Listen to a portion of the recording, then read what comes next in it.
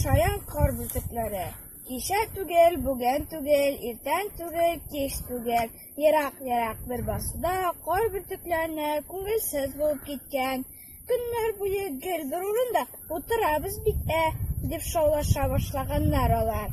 Аеруча кышның беренче көннәрендә үк яуган кар бөртекләре зарланган. Февраль бураннарына ярып килгәннәре дә аларга кушылган. Шуннан да буран белән бергәләп очып йөрүе шундый күңелле иде. Хәзер тик ят инде дигәннәр. Шуннан озак кына сөйләшкәннәр, серләшкәннәр дә бергә өйрәнергә булганнар.